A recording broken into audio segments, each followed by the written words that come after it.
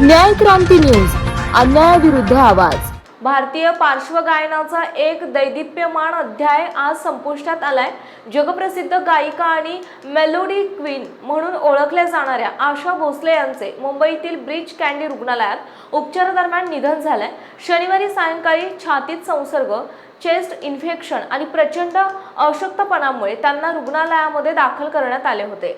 आशा भोसले यांच्या निधनाची बातमी समजताच मुख्यमंत्री देवेंद्र फडणवीस यांनी सोशल मीडियावरून आपल्या भावना व्यक्त केल्या आहेत।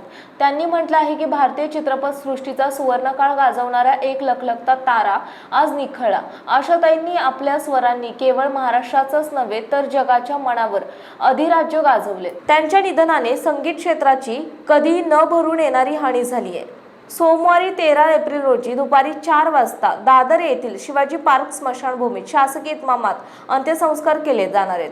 1943 पासून सुरू झालेल्या त्यांच्या प्रवासात त्यांनी हजारो गाणी गायली।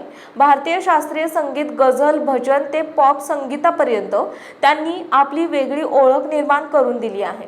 आशाताईंच्या निधनाने संपूर्ण सिनेसृष्टी आणि त्यांच्या चाहत्यांवर शोककळा पसरली। पंतप्रधान नरेंद्र मोदी यांनीही त्यांच्या निधनाबद्दल दुःख व्यक्त करत त्यांच्या कलेचा गौरव केला आहे।